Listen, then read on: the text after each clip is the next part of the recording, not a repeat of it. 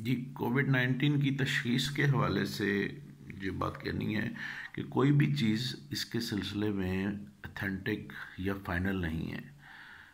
پی C R جو COVID-19 کا پی C R ہے SARS-2 کووڈ-19 وہ اگر پازیٹیو آ گیا ہے تو ضروری نہیں ہے کہ آپ کو کووڈ کی ڈیزیز فل بلون ڈیولپ ہو، اور یہ بھی ضروری نہیں ہے کہ پی سی آر کا ٹیسٹ نیگیٹو آ گیا ہے تو آپ کو ڈیزیز ڈیولپ نہیں ہوگی۔ پی سی آر کا جو سینسٹیوٹی ہے وہ نیزوفرینجل سواب سے اباؤٹ کوئی 69% 68% ہے، لیکن ہم نے دیکھا ہے کہ اس میں بھی کچھ 50 to 60 کے درمیان وہ اس کی سینسٹیوٹی آتی ہے۔ سینسٹیوٹی مینز کہ وائرس موجود ہے، آپ اس کو کتنے پرسنٹ چانسز ہیں ڈیٹیکٹ ہونے کے، یعنی کہ وائرس موجود ہونے کے باوجود 40 سے 50% تک رسک موجود ہے کہ وائرس ڈیٹیکٹ نہ ہو۔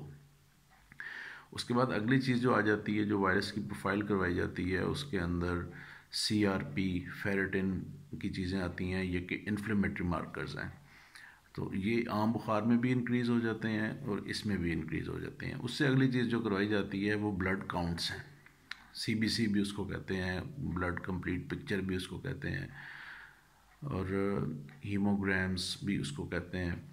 اس میں جو اسٹرائکنگ فائنڈنگ جو دیکھنے میں آ رہی ہے جو کمپلیکیٹڈ اور ان کمپلیکیٹڈ کیسز کے اندر، وہ ہے نیوٹروفیلیا، ریلیٹو نیوٹروفیلیا یا ایبسولوٹ نیوٹروفیلیا، اور لمفوپینیا۔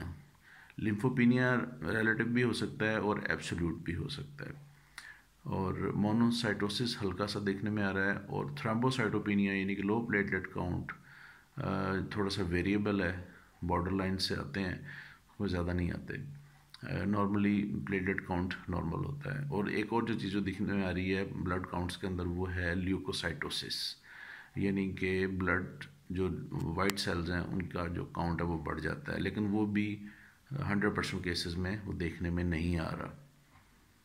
اس کے بعد جو ایک کوگولیشن مارکر کروایا جاتا ہے وہ ہے ڈی ڈائمرز۔ ڈی ڈائمرز ڈی آئی سی کو بیسیکلی فائبرن کلاٹس جو بنتے ہیں باڈی کے اندر ڈیو ٹو انکریزڈ انفلیمیشن، اس کے بریک ڈاؤن پروڈکٹس ہوتے ہیں ایف ڈی پیز یا ڈی ڈائمرز۔ تو ڈی ڈائمرز انکریز ہو جاتے ہیں، اس میں بھی اگر ڈی ڈائمرز 1000 سے زیادہ آئیں تب آپ اس کو اینٹی کوگولیشن دینے کی طرف جاتے ہیں۔ اس کے علاوہ یہ ہے کہ جو چیزیں اس میں آتی ہیں جو کہ زیادہ آپ سمجھ سکتے ہیں کہ ڈائگنوسٹک یا پیشنٹ کی ٹریٹمنٹ کے حوالے سے امپورٹنٹ ہیں، وہ ہے چیسٹ ایکس رے۔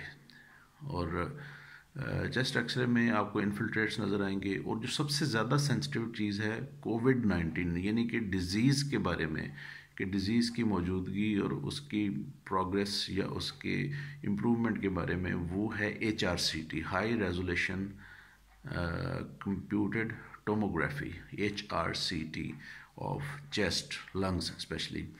وہ اس میں آپ کے لنگ کے انفلٹریٹس اور اس میں جو چینجز آتی ہیں وہ سب سے زیادہ پروگنوسٹک اور ڈائگنوسٹک ویلیو ہے ان کی فار ڈیزیز اور پیشنٹ مانیٹرنگ کے حوالے سے۔ اس کے بعد جو سیکنڈری چیز آتی ہے جو کہ پیشنٹ کی کنڈیشن کے حوالے سے ہے، وہ اس کی آکسیجن کی جو پارشل پریشر ہے، سیچوریشن ہے، وہ ہے۔